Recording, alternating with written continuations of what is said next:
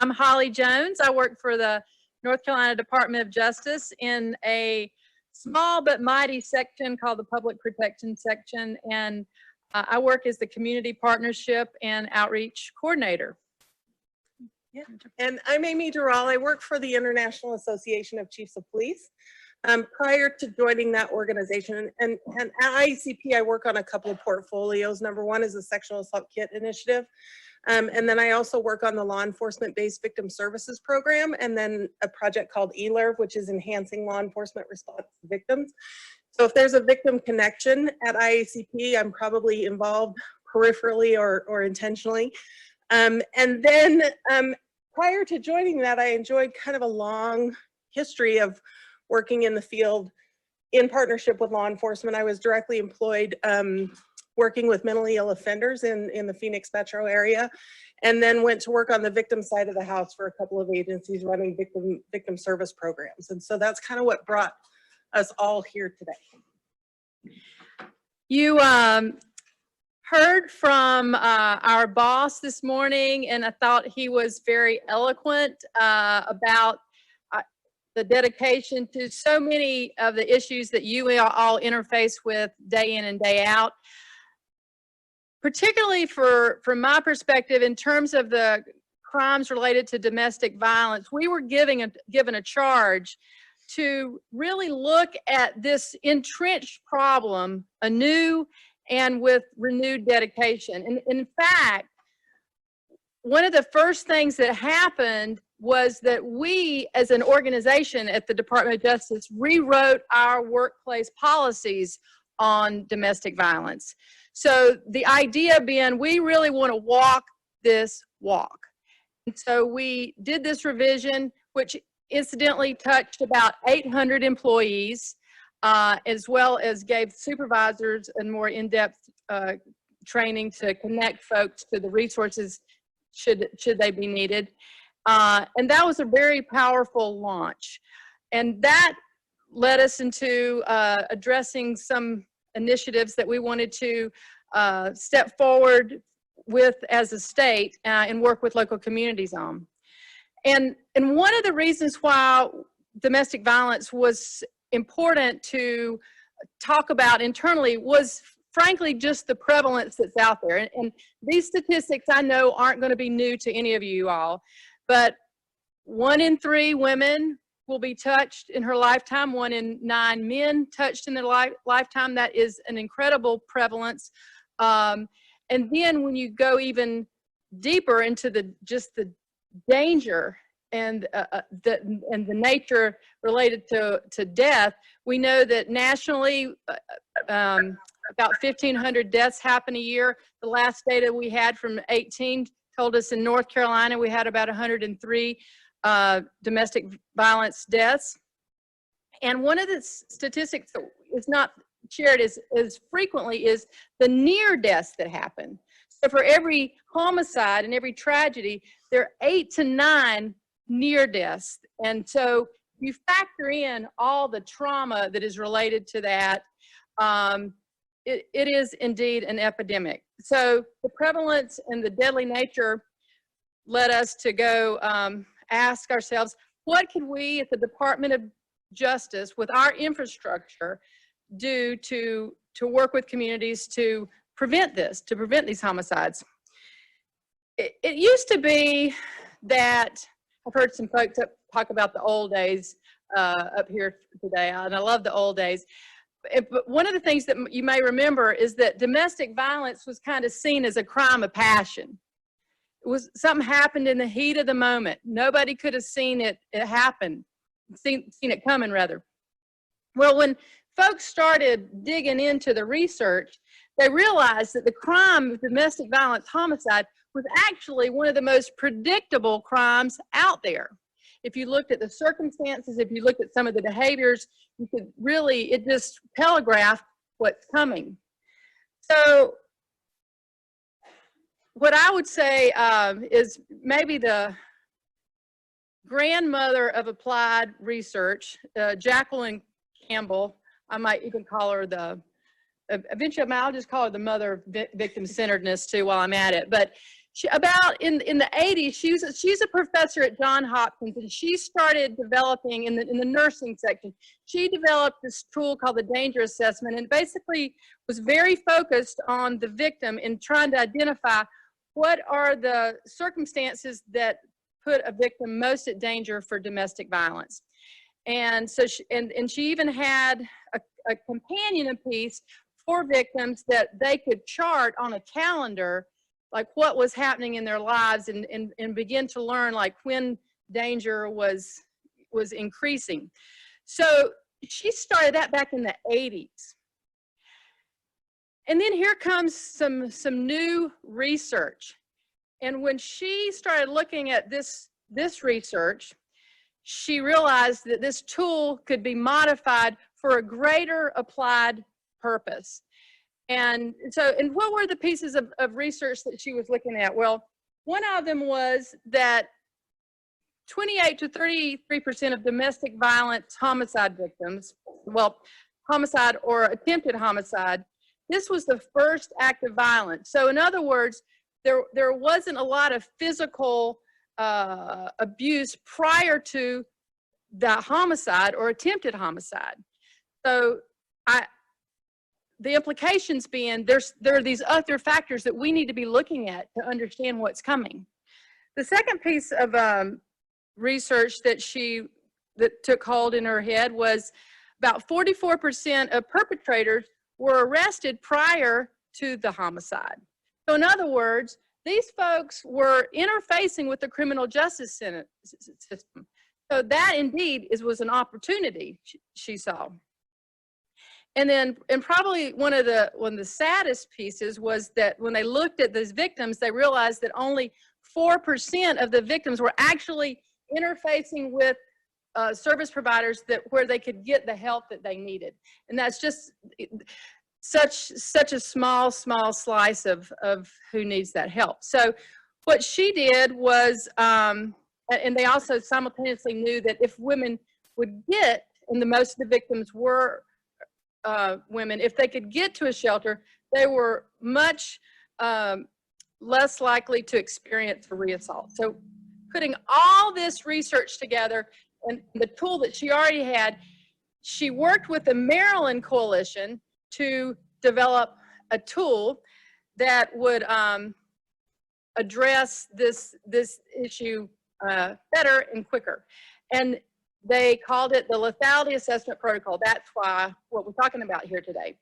And sometimes you'll hear it called the Maryland model, and that's because she worked with the Maryland network to prevent violence to develop this tool. So what she did, she reduced this tool to 11 questions, and she folded in a connection with domestic violence service providers and put it all together. And so basically, and also used research and field evidence to bolster the impact, and rolled out this lethality assessment program. So what is really key to this particular protocol is that it identifies the folks that are the most in danger. We know that everybody in a domestic violence situation is at risk. We get that. But how do you kind of begin to triage that and find the ones that are in the most precarious situations? And she did that also with partnering with the local domestic violence service providers. So that's how a lot of that came together, that background. Now, basically how it works is that, and so I know that Durham's in the room, in the house, and is currently been implementing this for over a year, and they're having a lot of success. They've got a lot of business. But basically how it works is that if there's a call received for domestic disturbance, that the first responder on the scene that has been trained in the lethality assessment protocol, and I want to really highlight the importance of being trained, because this isn't just about the screening tool. This is about a bigger picture of training and partnership with the DV service provider.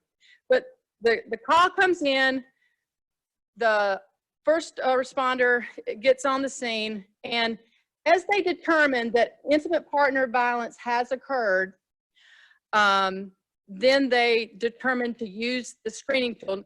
1 minute about intimate partner violence. Some domestic violence, domestic disturbance calls might not be intimate partner. And this tool is for intimate partner violence. It's not for every facet of domestic violence that's out there. And incidentally, another aside, this tool, because what's so powerful about this program is all the research and the evidence behind it. And to date, it currently being researched is its effectiveness with same-sex couples, but right now that data is not available. So this is also for heterosexual couples. So just a little aside about that. But I think that's important because the power of this is in the evidence. So the officer arrives on the scene, intimate partner violence, separates the parties, and the officer, and I thought it was a beautiful, my partner and Paul said partner in crime, and that's indeed what we are. Paul Phelan is our trainer for this program with the Justice Academy, and he talked very eloquently about how an officer should engage with a victim or survivor at that point. So the officer separates the parties and speaks simply, encouragingly, positively with the victim and says, "I'm concerned for your safety. I would like to work through these questions with you if you're willing." It's always if they're willing, and that triggers these series of 11 questions.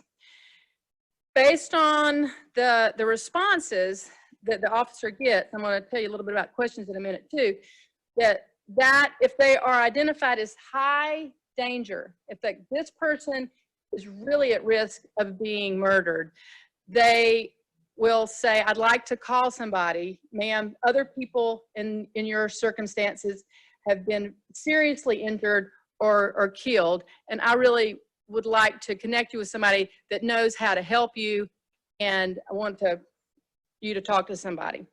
They make that call at that moment, and that is also a very powerful thing. And then it's passed off to a trained hotline responder that is able to first and foremost deal with the safety planning, because this is all about keeping the victim safe. And then also encourages them after the safety planning has happened, that lets them know how to get into services either the next day or later that day to help them go on their journey to whatever needs they might have in relationship to their situation. So that's basically how that happens. Now,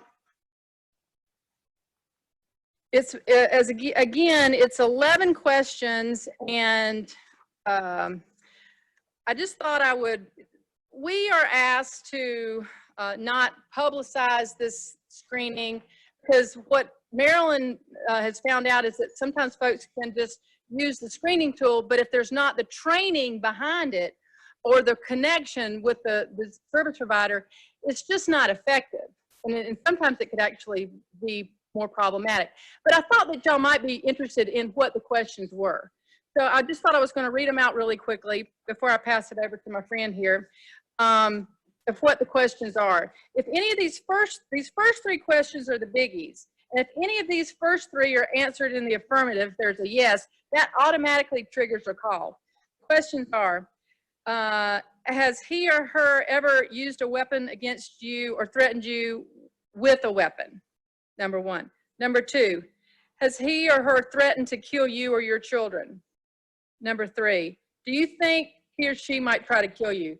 That goes straight into a call to the hotline. If those are no's, these following questions are asked, and if there are at least 4 responses, positive responses to these, then the call is triggered. Does he or she have a gun, or can he or she easily get one easily? Has he or she ever tried to choke you? Has he or she violently or consistently is jealous or tried to control most of your daily activities?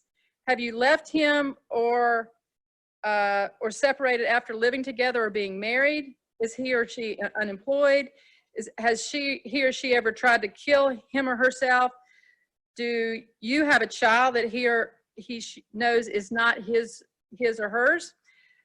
Does he or she follow or spy on you when you leave threatening messages? So 4 affirmative answers to those triggers the call. And then finally, and I really want y'all to hear this one too, if at the end of the day, neither one of those are triggered, if the law enforcement in their gut, in their fiber of being knows like, this is dangerous, everything inside me is screaming that this is trouble, that's also a trigger as well to call and to get help. So a few reasons why we think this is really effective and why the Department of Justice wants to partner with local communities is because the screening has been shown to be 92% effective for determining the women who have experienced near fatal violence. The other really positive outcome of this is that participants in LAP, in this program, have experienced less frequent and less severe violence. And also they're more likely to engage in protective actions, like for example, hiding the gun that might be in the home. And final benefit that they didn't expect, but they also found that LAP participants are more satisfied with police response. So I'll pass it over.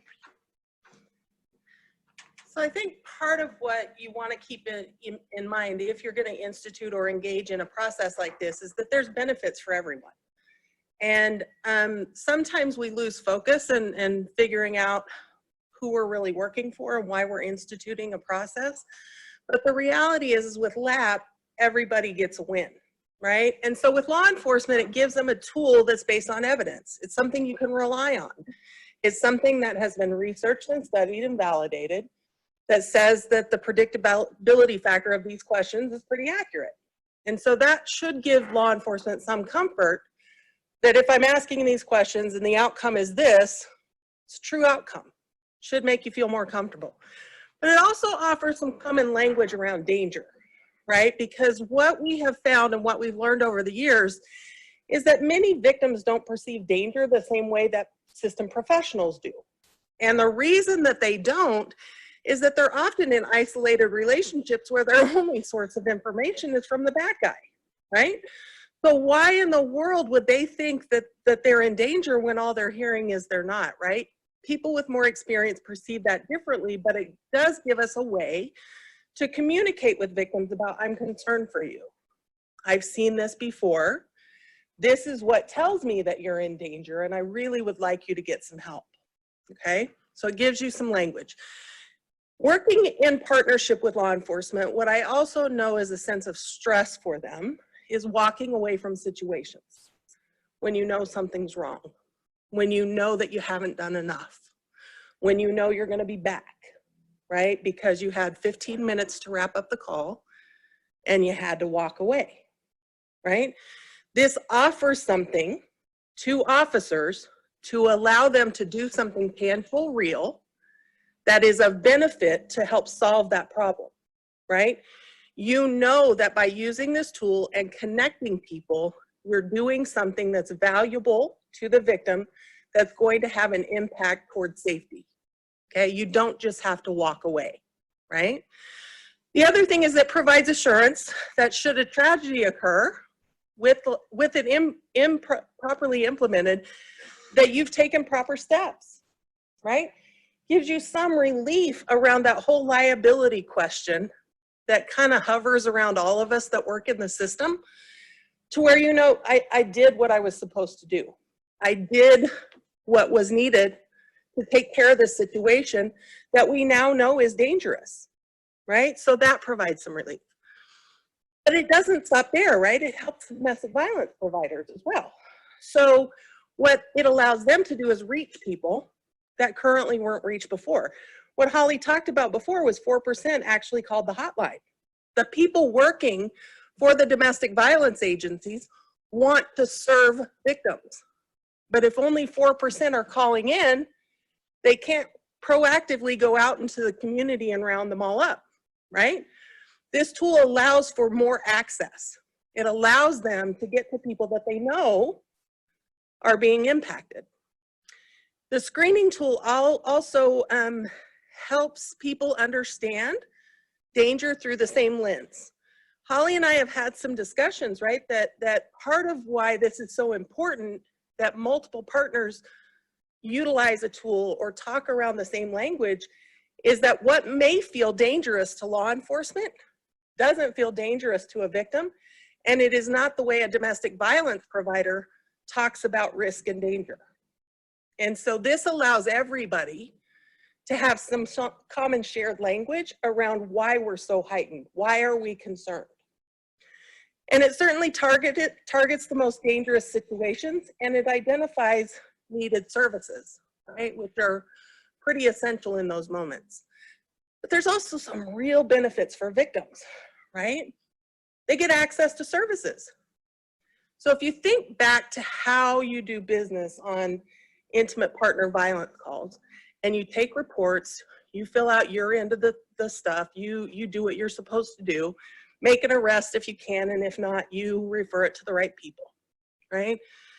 But the reality is that that next step of actually solving the problem isn't being implemented, right? And so for victims, the people that they called for help may not always put them in touch with the help that they need, right? So they don't get access. These are the same people who we know historically, their phones are being monitored, their activities are being tracked, they're being watched and surveilled by the person that they live with or in a relationship with. And so the ability and the opportunity to access services is grossly limited. So while they're on scene, in the presence of safe personnel, to make that connection is hugely beneficial, right? Holly talked a little bit about this, right? So they benefit from use of formal and informal protective strategies. Actually having the ability to talk to a trained advocate about how to keep yourself safe, that's a huge benefit for victims who never get that information otherwise, right? The primary voice in their relationship, in their world, is the person who's not trying to keep them safe, right?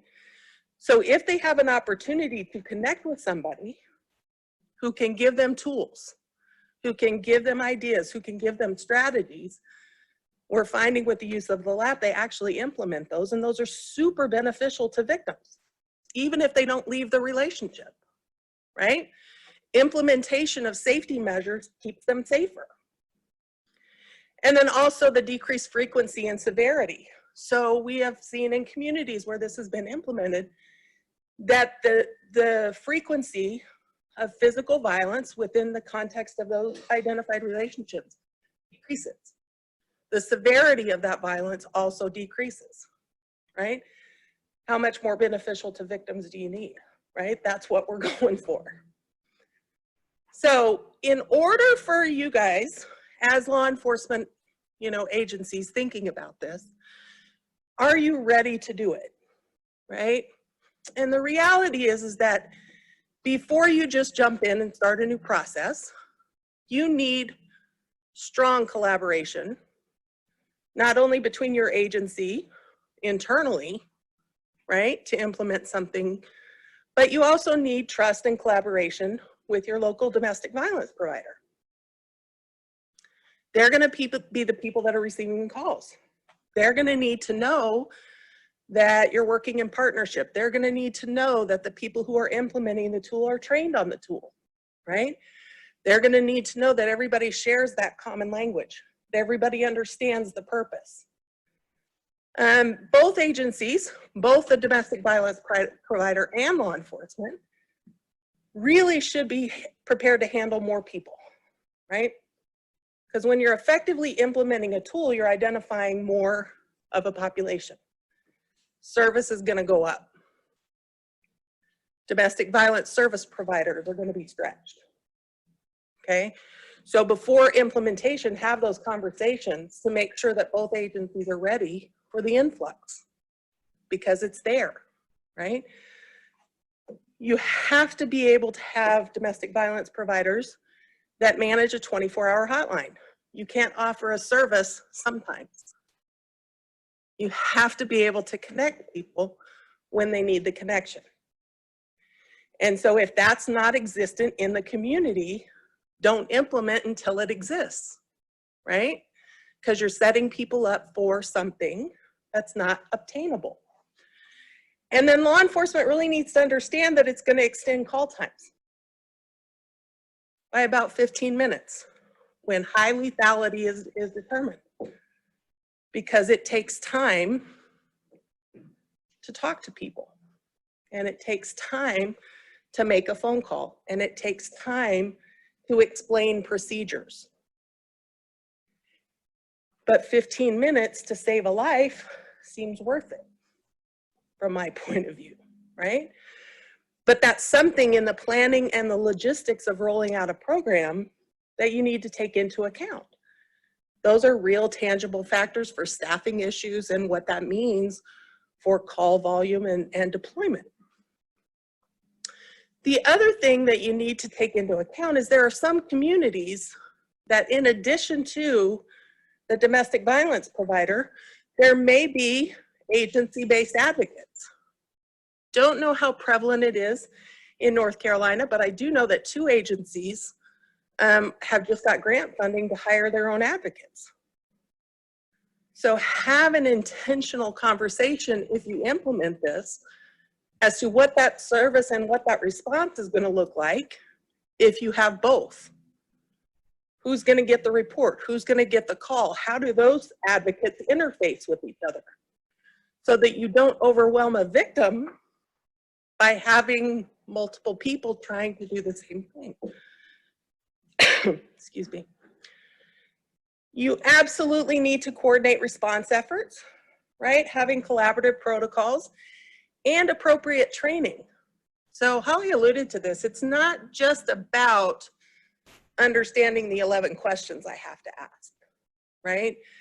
But it's understanding the context behind those questions, why they're important in the way that they're asked, why those questions about having a child outside of the relationship matter, right? Because they do matter and they impact safety. But it's not just law enforcement that needs to be trained. Make sure that advocates are also trained. Make sure that everybody who participates in the process understands the danger assessment. It is not standard for just safety screening, right? So the domestic violence provider in your community, those advocates may have never been trained on the danger assessment. So it's important that if you're going to implement a program, that everybody get trained on the same set of information. And then we're going to talk a little bit about victim-centered response. I feel like you're getting hit over the head with it today, right? But the reality is that we know from research it works. We know it's effective. And so why not talk about it, right? And the reality is what I hear and what I kind of tease about now is it shows up in every grant application. But the reality is there's an actual philosophy behind it, right? It's an approach making sure that the victim is at the center of all decisions that impact them, okay?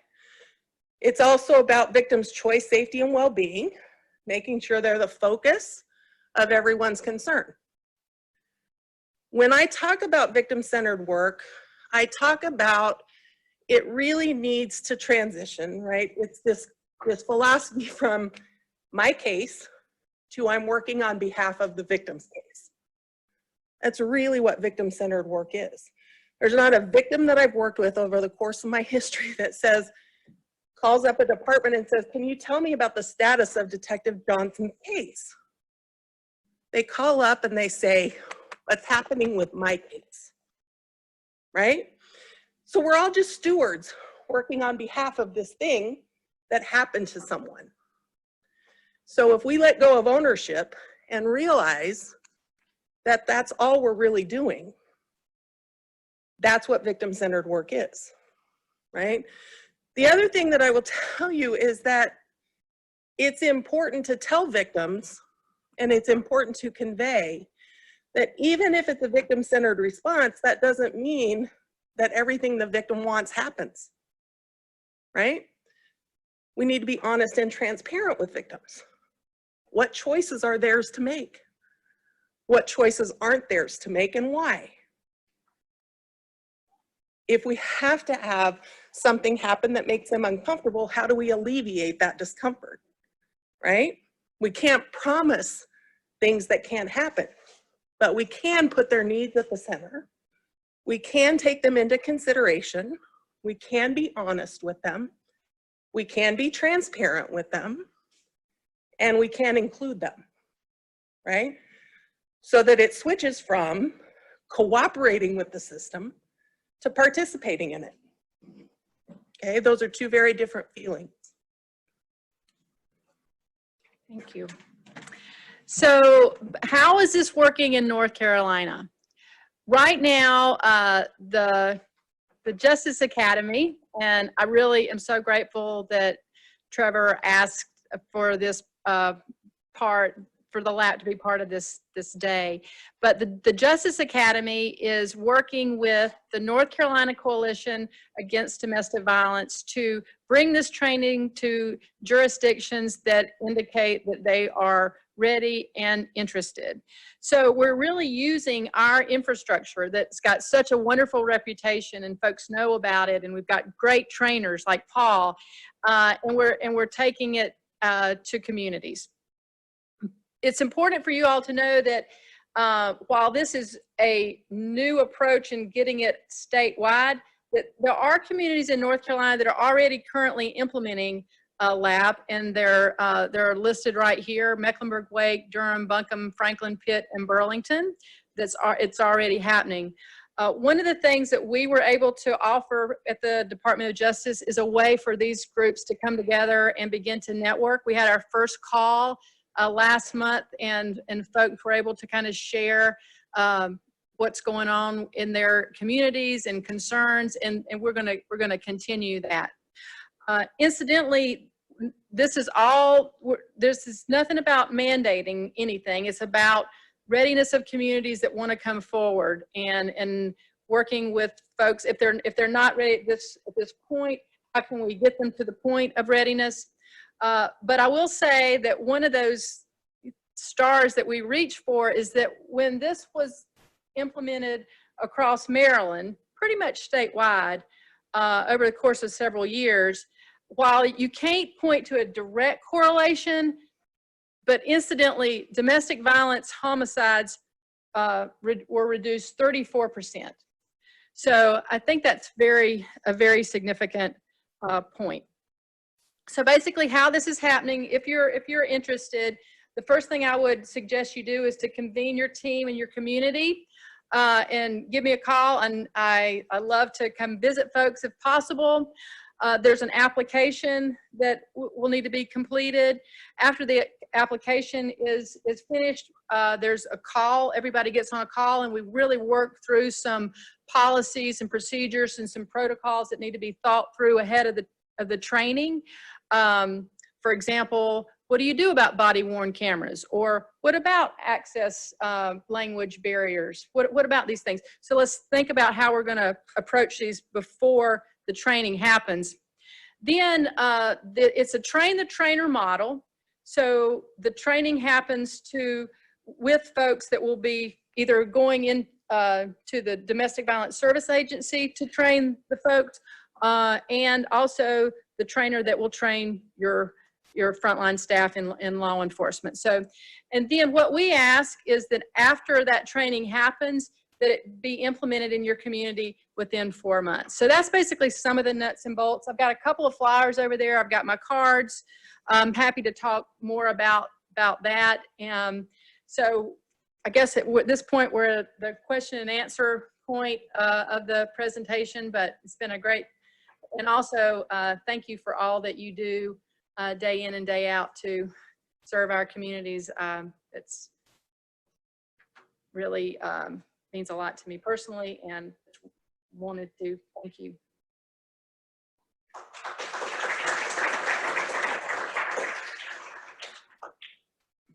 There is a question from online. For Burlington Police Department, as the Victim Assistance Coordinator, we are finding that based off further training involving strangulation, the question number 5 specifically should be moved to the upper section. Is that an option for each agency to rearrange the questions? Statistically, studies have shown that offenders that strangle are more likely to be death by cop or more likely to harm police and obviously the victim themselves. As I mentioned, this was put together several years ago. There's currently some revisions that are being considered. That is one of them because of all the data that we know now about strangulation. It's a little complex in the sense of we have a memorandum of understanding with Maryland, and our side is, our requirement is to follow their protocol and their processes. And right now, this is how they develop it. So I think I would answer that we need to follow the protocol as currently implemented, but know that this is conversation that is happening, and we can be back in touch with Burlington about that. The other thing that I would offer up, Holly, if you don't mind, is Sure. that when this was implemented in a couple of communities that I worked, we just anecdotally and through experience and practice noticed that some of the questions really kind of rang people's guts in a different way. And what you need to remember with a protocol is there's always a default option.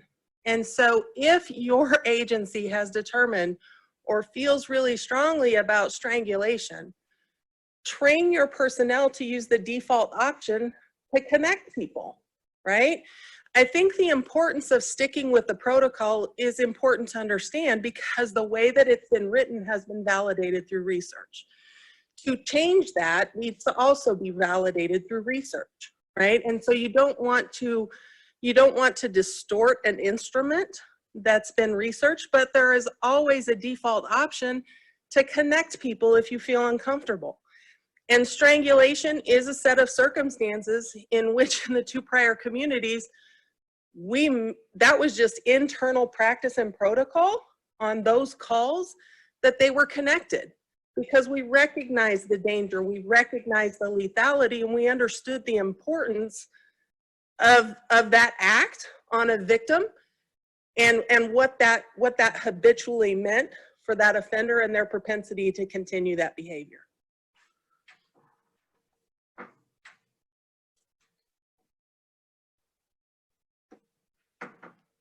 We're good. I think we're gonna be good. Awesome. Again, I've got some cards and a flyer if you're interested in talking more, but thank you very much.